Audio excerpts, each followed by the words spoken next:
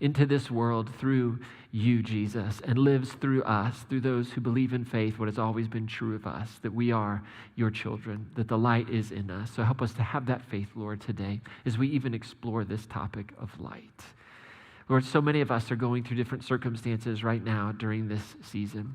This season is a mixture of grief and joy and sorrow and hope. And help us to hold all of those emotions with truth. Help us not to be anything but authentic with who we are in these moments. In Jesus' name, amen. Amen. So, hey, you got your program there. Inside of it is a Connect card. Would you do me a favor, pull it out and wave it at me? And so there's only like 4 of you in the room, so I can see all of you. I mean, you cannot hide. It's impossible to hide. So go ahead and wave that at me. And for those of you online, there's more like 4,000. It's the magic of the movies here. So do me a favor. If you're a regular attender, all of us put our name and email address on there and check the box regular attender. Hang on to that card. At the end of the service, you'll click submit if you're filling it out digitally online. If you're here in the room, you can drop it in one of the orange Hope is Here kiosks along with your giving envelope and your offering for the evening. So thank you very much for doing that. And hang on to that card. Again, like I said, till the end, we'll might have some next steps on it. Actually, I don't think there are next steps on it this week, but there's information on there on the back if you want to fill out, or if you have a prayer request, you can put it in there, okay? One thing I do want to draw your attention to in your program, along with the Connect card, is the Christmas with Crossroads candlelight services. You'll see that flyer right inside of it. That is a wonderful invitation tool. Put it on your refrigerator. Invite people into your home. Set it as a centerpiece while you're having dinner. Bring it up. Oh, how did this get there? And then you can talk about Christmas Eve and invite folks out. I do have this belief that we should never invite people to church until we invite them into our home. That's kind of a weird thing that I say sometimes. But I'm not saying don't ever invite somebody, but we should always think about how we're opening our hearts and our lives, not just our church experience to people. But the Christmas Eve at Crossroads, those candlelight services are going to be wonderful. We have 4 services, December 23rd at 6:30, so that's the regular Thursday night. So you're early, but you can go home for a couple weeks and come back, and we'll be right back here for Christmas Eve candlelight celebrations. And then on Christmas Eve, starting at 2:30, we'll have 3, 2:30, 4 o'clock, and 5:30. Now, when we do these extra experiences, we need extra hands, and so we're inviting everybody who could to serve at one of those Christmas Eve services. We have 3 areas that we could use some extra hands around. The first area is in our little preschoolers and our toddlers and our babies. We have lots of babies and parents say, I want my kids to come and experience, but I don't want to have to deal with my crying baby. And so a lot of families will put their baby, and they're welcome to bring their babies in, but a lot of them would prefer to put babies and 2-year-olds in their own Christmas Eve party. And so if you'd like to help out in there, you can check the box on the Connect card and check that box. Also, our hospitality teams, so room hosts, we have the my arm, sorry. That was the arm I got the old shot in. Yeah, I felt that one. Over on the east patio, we'll use the right arm. Over on the east patio, we have the service is going to be live streamed. So for those that feel far better about being outdoors, not being in a building, still in the pandemic, you can come and sit out on the patio. We're going to have about 80 seats set up out there for you to come, and we'll be streaming it on the TVs out there under the starlight, actually even the afternoon light as well. But it'll be the same experience out there if you want to come and do that. But we need hosts. We need hosts to help with handing out candles and helping people find their seats, all that good stuff. And then we have facilities. So we're going to turn the building over, which means we need to get the facility ready and cleaned up for the next crew that comes in, because we hope to see a couple thousand folks walk through our doors and just experience the hope that's found in Jesus that night. So just check the box on the Connect card, and our volunteer team leaders will do the rest. They'll reach out to you, help you get connected, find a time that works for you. That would be amazing. And finally, I do want to say, in all sincerity, thank you very much for being such a generous church. Thank you for giving every week financially to support the ministries of our church. So many of us give regularly, and we give above and beyond that through our Worth It gifts throughout the year. So I just want to say thank you and remind you can give online. You can give using the offering envelopes. The envelopes are pre-postage paid, so if you're not ready to give, you can just take that home, and then you don't have to put postage on it. Just drop it in the mail, and it comes right here to the office. So it couldn't be easier unless you did it online. All right, so there you go. All right, so inside your program are some Thursday night talk notes. Only Thursday night gets these. Only Thursday night. They're like pure gold. You could sell those on eBay right now for big bucks. I would do it before the message comes, because they're going to go way down in value. All right, but grab those talk notes, grab your pen, take a deep breath. I'll be back in just a minute for our week 2, the meaning behind the magic.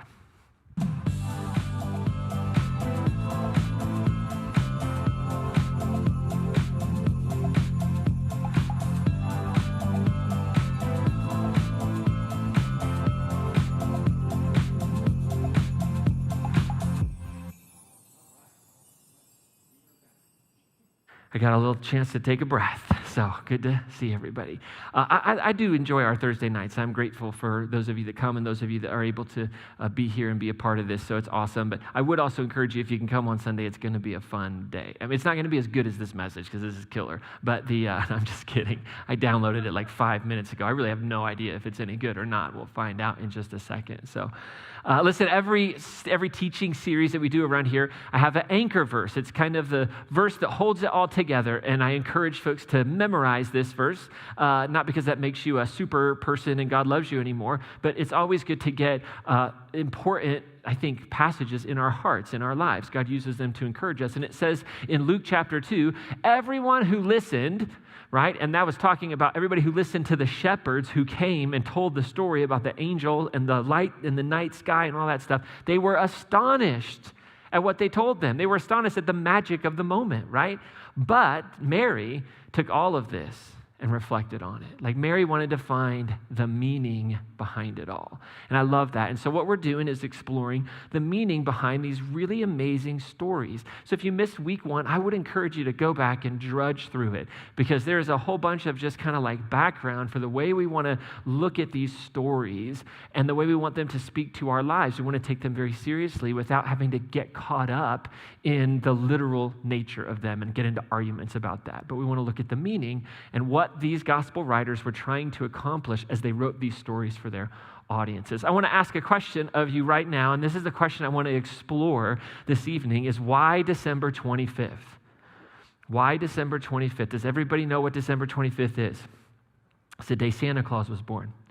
And so, no, it's not. I'm not kidding. I'm kidding. That's not. December 25th is Christmas Day, right? So here's the question. Why do we celebrate Christmas on December 25th? Why is that? Why in the middle of the winter solstice, like the darkest time of the year, why do we celebrate on December 25th? Because the truth is, nobody knows when Jesus was actually born. In fact, you might have heard people say to you, I can't believe you celebrate Christmas, believe in Christmas. It's just pagan. That's all it is. It's just pagan. I can't believe it has nothing to do with Jesus, right? Well, the truth is, we don't know. And so at some point in time in the history of Christendom, we picked December 25th. I wasn't there. Happened a long time ago. But we picked, as a church, as a body, this is going to be the day. And I want to answer that by looking at the lights. Because the answer to that question of why December 25th is found in the magic of the Christmas lights. Now, I've got to tell you, there's a bit of Clark Griswold in me. Is there any Clark Griswold in the house? Thank you very much. I do absolutely love decorating Christmas lights. So if you go to my Facebook page, you'll see like I have a picture up of when I decorated our house. And I go like all the way up to the tip-top peak. I run across the peak. I go down. I light it up. And we have inflatables in the front yard. And we go for it as best as I can, right? And I'm not a heights person, but our roof is just the right pitch that I feel fairly comfortable doing it. And I always do it. It's like the first thing I do to decorate Christmas, because I do it in early November when it's still warm out. That's the trick. You got to put those lights up when it's warm out, and then save up your Christmas money to pay somebody to take them down. That's the trick when you're decorating your house, right? So I love the Christmas lights. I love walking the neighborhood with our dogs at night and seeing all the lights. We have like 2 neighborhoods that are like, one's called Thompson Crossing 1, Thompson Crossing 2. And I always like imagine a competition happening between our neighborhoods and who's doing better. And I just love the Christmas lights, right? When you put your tree up, right? If you put a Christmas tree up, the first thing you're supposed to put on, my mother taught me this very clearly, was the lights. And you were supposed to get into an argument with your spouse when you put the lights on. That's a Christmas tradition. I don't know if that's a part of your house, but it was in mine. And everybody just kind of sat back, let it happen, just let it go, right? But the lights are an important part. And so I want to tell us right now, if we don't know when Jesus was actually born, right? In fact, we don't know much about from a historical, like what we can actually prove historically. We don't know much about Jesus's childhood. It's kind of the missing years, so to speak. If it's not the actual birthday, like why do we celebrate it? What do the lights have to do with it? And what is December 25th then? Because December 25th is not historical time, right? This isn't like July 4th, right? Truly Independence Day, like that's the day. There's history behind it. What is it, all right? So here's the word. December 25th is what we'll call parabolic time. Parabolic time. Nice big word for us, right? Remember, we talked about last week how important it was to think of these stories from a parabolic perspective. So December 25th, it established hundreds of years after Jesus was born. We'd established that day because there's so much meaning behind it. And the meaning behind the magic of that day is hidden in the lights. So that's what I want to talk about for a few minutes.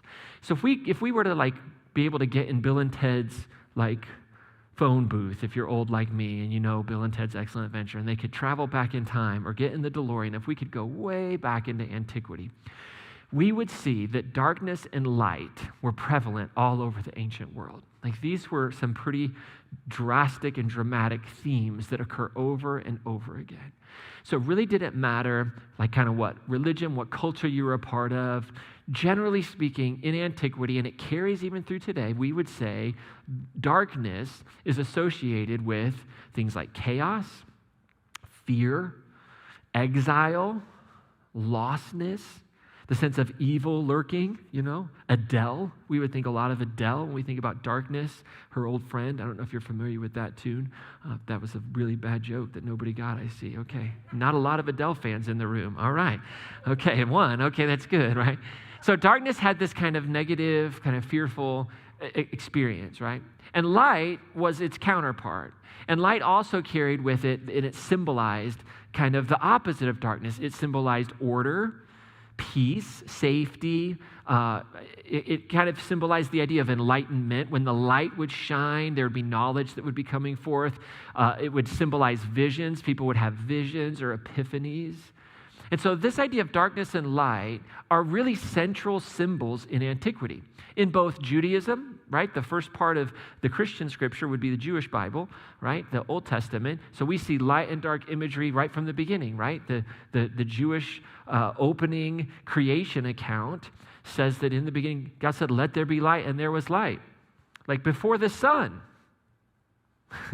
Go back and read carefully. There's no sun, right? There's just light that's created because there was something symbolic that was happening there, that what was breaking into the darkness was order, right? What was breaking into the chaos was order, right? And so in Christianity, we see this imagery of light showing up in Paul. We see it showing up in the Gospels over and over again. Now, not only was it central to Judaism and early Christianity and all of antiquity, light is also a very central theme in what we call Roman imperial theology. Now, Roman imperial theology is the idea that Caesar, right, whoever is in charge, they're of somewhat of a divine nature. And so there was the emperor's cult, the cult of the emperor that required certain worship to take place. And everybody had to bring offerings and there would be sacrifices that would be made.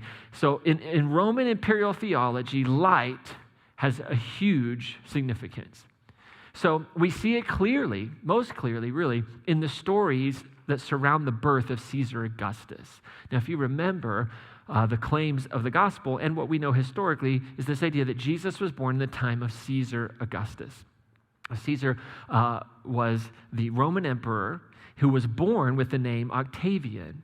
And as Caesar kind of brought unity and he kind of conquered, this was before the Civil War broke out, as he kind of led, the stories began to emerge about his birth. And so the stories that floated around the Roman world, the time of Jesus, and certainly during the time of when Matthew and Luke would have been writing, was that the Romans believed in this idea that the gods were involved in the birth of Octavian, who would become Caesar Augustus. In fact, the story goes is that he was conceived by the god Apollo. And his human mother, Atia,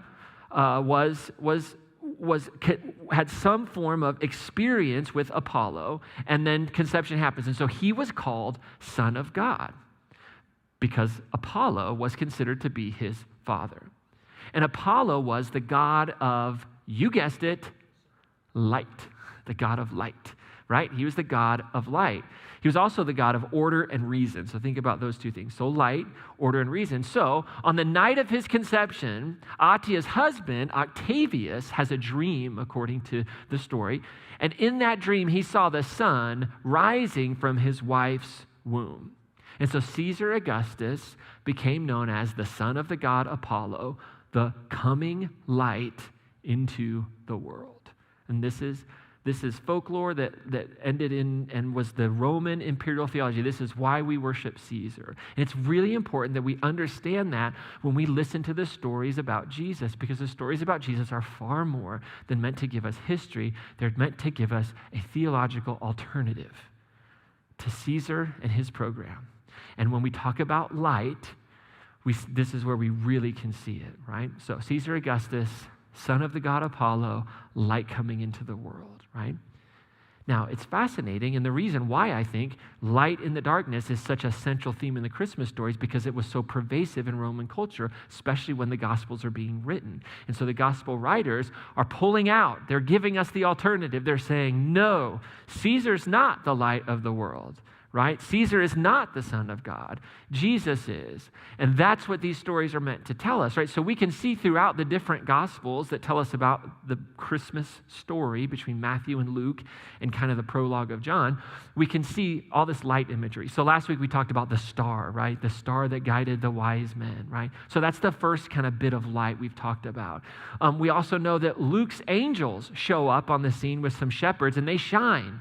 Right? In Luke chapter 2, verse 9, it says that the angel of the Lord appeared to the shepherds, and the glory of the Lord shone around them. That light imagery fills up the sky, and they were struck with great fear, right? We've heard that. A little lesser known kind of stories within the Gospels of Luke, within the Gospel of Luke particularly, are the Gospel of Luke writes all of these and has like a tradition. He probably didn't write them. He probably inherited them. But he has these songs that get sung at different times. So John the Baptist's father, Zechariah, he gives a song. Simeon, who's the priest, who's there with Jesus, the baby Jesus, he gives a song. Mary has a song. Elizabeth has a song, right? There's all these songs. But those songs often find their pinnacle with light imagery. So if you were to go in, and I would encourage you to do this, read those songs within the Gospel of Luke, and you'll see what Luke is doing is bringing everything to light in the darkness, right? So Luke says, because of the tender mercy of our God, by which the daybreak from on high will visit us, right? That's the part of the song of Zechariah. And it goes on, it says, it's going to shine on those who sit in darkness and death's shadow, to guide our feet into the path of peace. Another bit that we should always hold is this phrase, Pax Romana, the peace of Rome. That was the peace of Rome. It came through Caesar, who was the light of the world. And so you have all of this imagery. You know, the path to peace is the light that's shining in Jesus, right? And we have Simeon the priest who's holding the baby Jesus, and he says, my eyes have seen your salvation, which you prepared in the sight of all the peoples, a light for revelation to the Gentiles and glory for your people Israel. So Luke has this because Luke is trying to say throughout his whole gospel, everybody's in. Everybody's included in this beautiful message. It's not just for Romans. It's not for the conquering. This is God at large, right? And then probably the most famous kind of light imagery is found in the Gospel of John, right? In John 1 through 5, Jesus is the light of the Logos, right? So John gives a prologue to his gospel. It's not really a Christmas story, but I like to call it a Christmas prologue because it's really about Jesus before Jesus took on flesh, right? And we don't fully, before we read John, we really should understand this word logos because it is rich with philosophical meaning. And if we don't understand ancient texts in ancient contexts, we'll miss it, right? So this word is usually translated word, right? So the word of God became flesh. And we hear this word, right? So literally this Greek word means word or reason or account, right? And what it came to mean was it was a philosophical principle, and it operated in classical Greek thinking. And it referred to kind of this universal divine reason. And this reason, this universal divine activity was immanent all around everyone. It was coursing through everything. If you remember, Paul says, in him we live and move and have our being. There's almost like a resounding board to the idea of the logos that sustains everything. And so this goodness, this divine way of thinking, this divine mind, as it becomes known in some philosophies, permeates everything, is super immanent, yet it transcends everything. It's beyond everything. So it's this opposition, right, that transcends the imperfections in the cosmos and in humanity, but it's immanent, moving and shaping events. It was, in the Greek mind, it was eternal and unchanging. It was a truth that was present from the time of creation. And this logos was available to everyone. Now, the first time that logos gets talked about, you're super interested, I know. The first time, you got to know this, was about, let's say, 500 to 600 years before Jesus. So the idea of the logos started with a philosopher in the Greek world who decides to kind of think about how the world exists. And he uses this word logos to explain this universal force that governed everything, that was present in everything. And he said, everything happens according to the logos. Everything happens. It's holding everything together.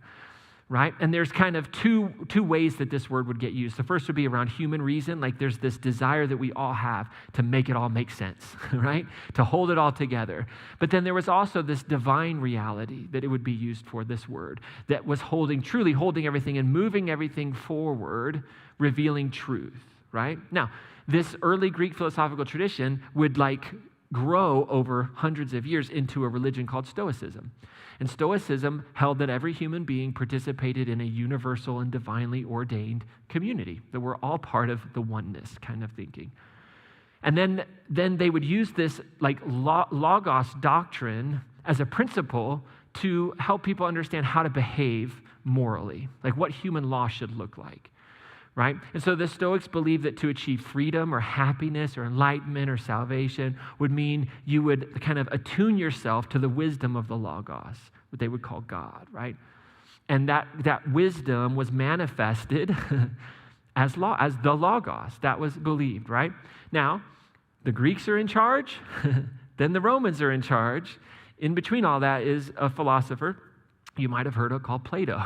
Plato takes a lot of this, influences the West. So all of a sudden, Greek-speaking Jews, right, which would have been educated Jews that were living, and they had heritage passed on, they would have come to view and understood logos in their terms. They would have adapted that understanding. That's what we have here with John. Now, with that in mind, let's read John 1 through 4.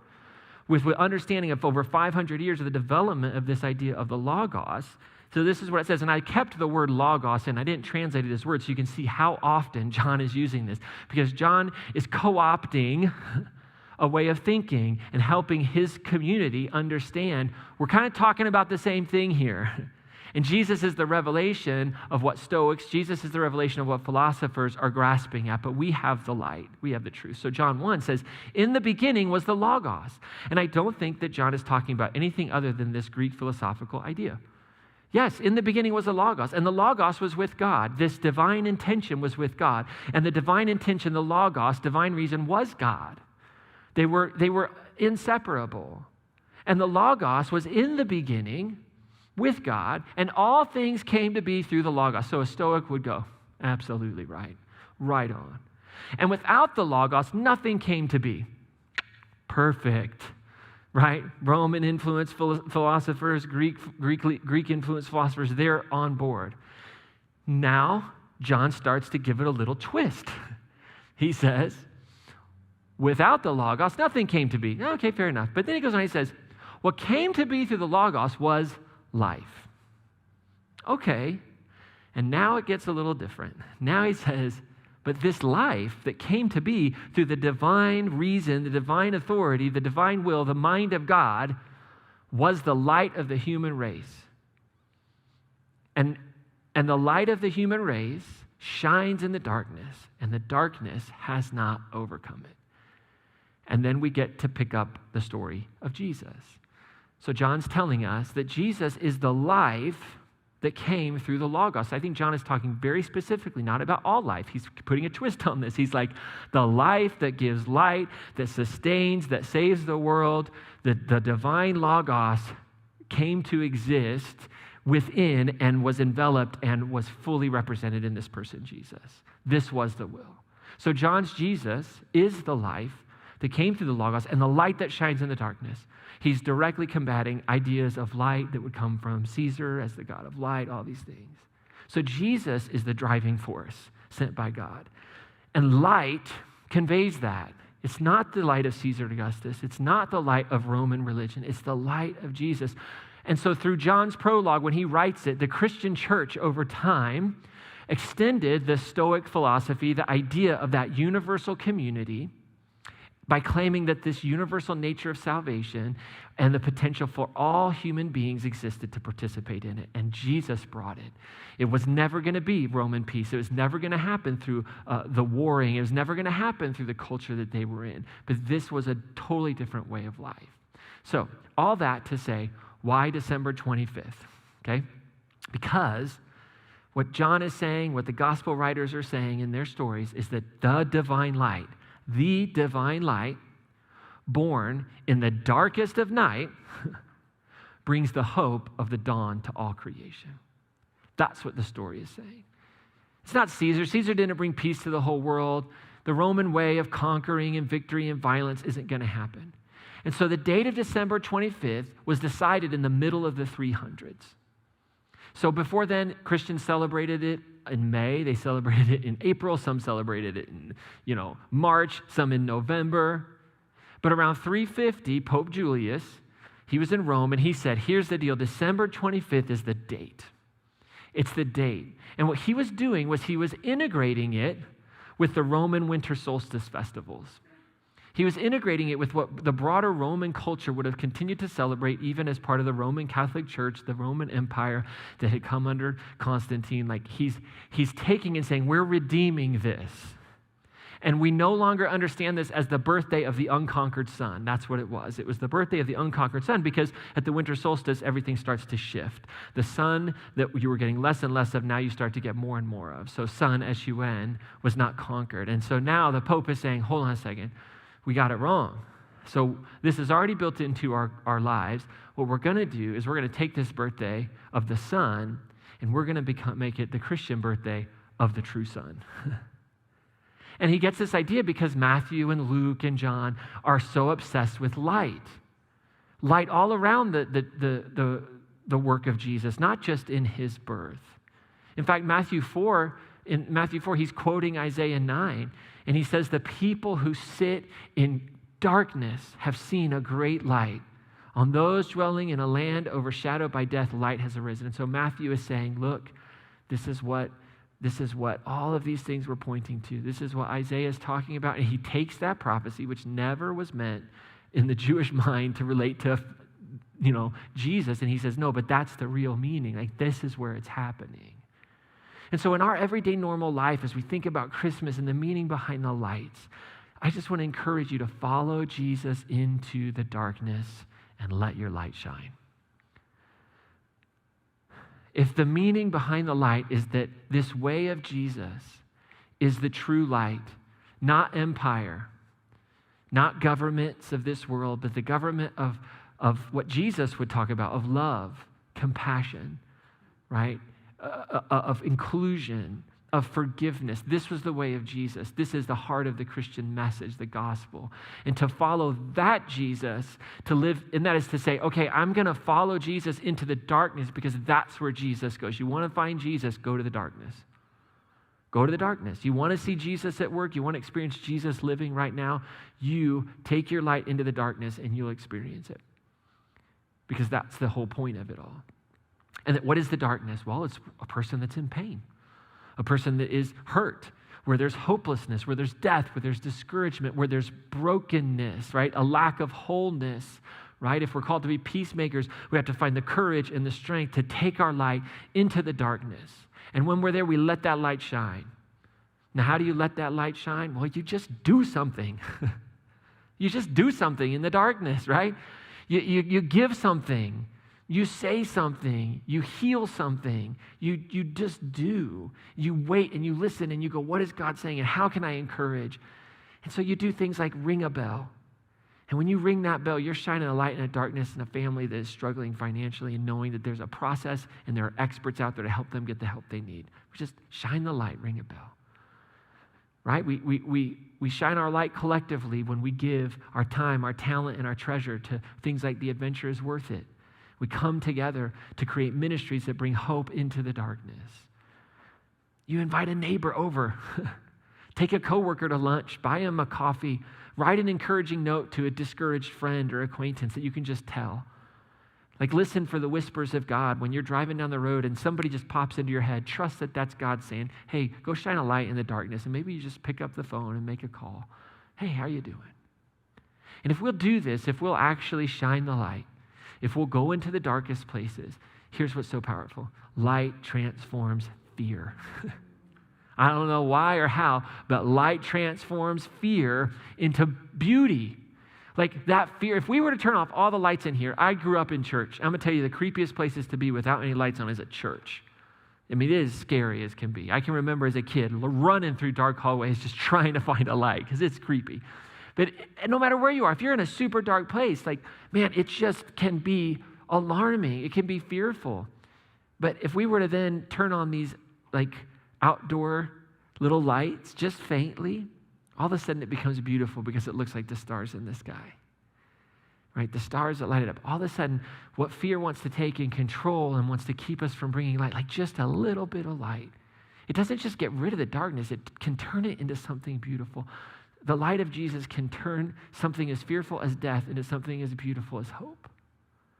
And I can't explain that. I can't understand that. I just have seen it. So as we kind of wrap up, as we kind of finish our time this evening, what is it that God's kind of welcoming you into this Advent season, like this week, today? Here's something really simple. Like if you haven't hung any Christmas lights, I hope you'll go hang some Christmas lights. They're starting to go on sale everywhere, right? You don't have to go crazy and be OCD like me. I totally get that. But just grab a strand and hang it somewhere in your house as a reminder that no, Jesus is the light of the world. Not the president of the United States, not my congressmen and women, not the governor. Not all these people are wonderful and they do great things, important things, but they're not the light of the world. That's the story. It's not Caesar Augustus. It's not the program of Rome. Like the path to peace is lit up by the way of Jesus. That's what the stories mean. That's what the lights mean. And then I hope you will be a light in your scattered church existence. So we talk about the scattered and the gathered church here. So scattered church is when you're just out in your everyday normal life by yourself. Where are you going to be tomorrow at 10 a.m.? Like you are the hands and feet of Jesus. So just commit to being a light. Shine God's love, shine God's beauty in that space. And then I would hope that you would say, I'm also going to be a light of God's love and beauty as part of the gathered church. I'm going to give of myself. I'm going to participate. I'm going to, be a part of Adventure is Worth It. I'm going to volunteer. I'm going to shine a light together as well. So we have our Advent experience today. I'm going to light the candle here in just a minute as we listen to sing this really beautiful song about letting light shine and bringing freedom to people through the light in the darkness.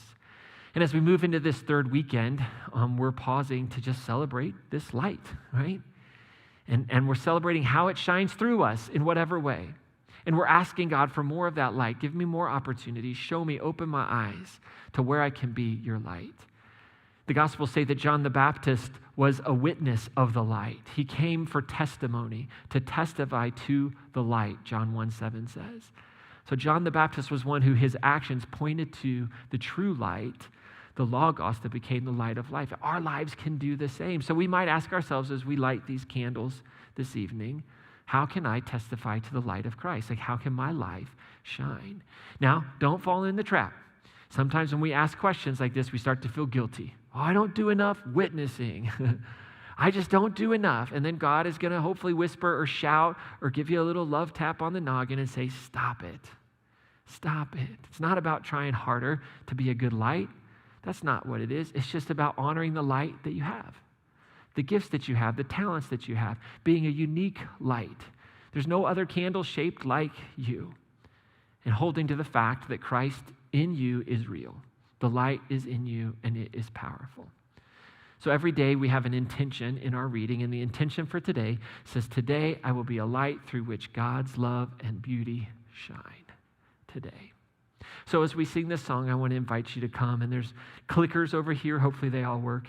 And you can light an Advent candle. I'll light our big Advent candle to signify that the light of the world is coming. If you're unfamiliar with Advent, it's 4 weeks, and the fifth candle in the center is the Christ candle that we light on Christmas Eve as we just celebrate this parabolic truth that the light is entering our darkness. So enjoy this song, light the candle, and then I'll be back to give our blessing for the week.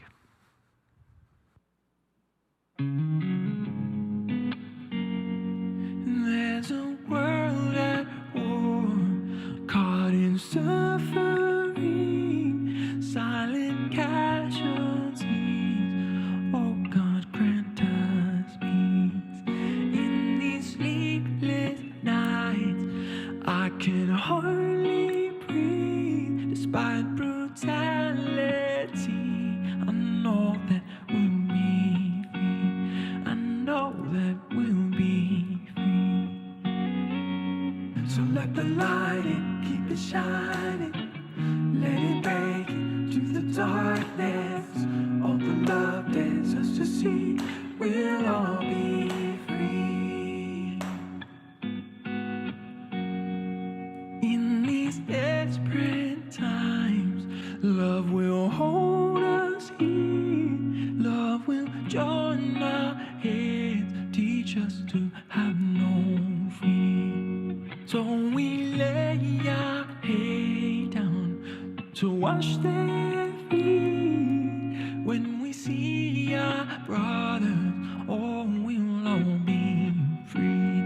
Yes, we'll all be free. So let the light in, keep it shining.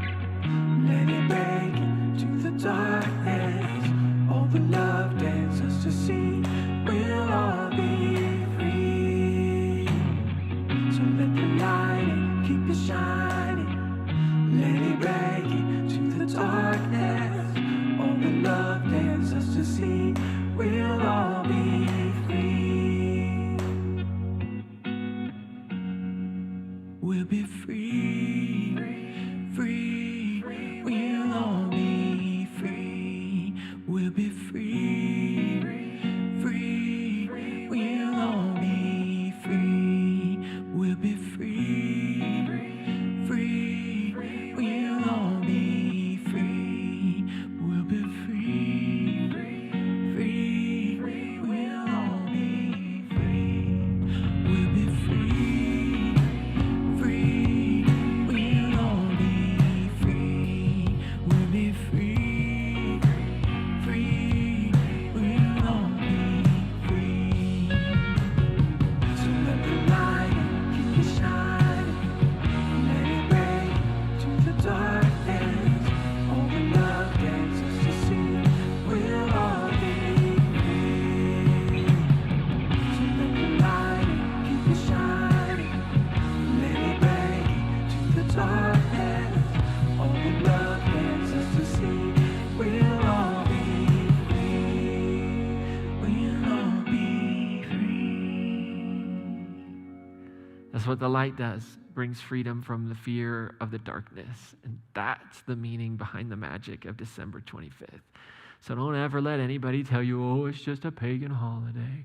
It doesn't have any meaning. It was clearly chosen with great wisdom and care to say, at the darkest point of the year, we will as a community celebrate that the darkness will never win. And that's why it's so powerful. Will you stand with me? We're going to give our blessing. If anybody wants to say hi, if you have a question or anything, I'd love to say hi, meet. I'll be down in front wearing my mask, and so come say hi. I'm happy to do that. But close your eyes, open your heart. Oh, I shouldn't lift my arm up like that. First, raise your hands. Oh, Lord, help us, Jesus. Okay, here we go. May God bless you and keep you in the light of love this week. And as you drive around, may your eyes see the lights of Christmas with new appreciation. And may you see the power in those lights to turn darkness into something beautiful. And as you see the lights and as you consider their power, may you find the strength and courage to be a light of love in someone's darkness this week. And for those of us, you feel right now that you're just sitting in a deep darkness, may you see a great light this Christmas season that brings you hope. And for those of us right now that you're dwelling in that land overshadowed by death, may a light rise in you like the dawn breaking through this Christmas season. And may all of us have the faith to believe that the light of life has come and that this light lives in us and shines through us every day of our lives. Amen. Have an awesome weekend, everybody.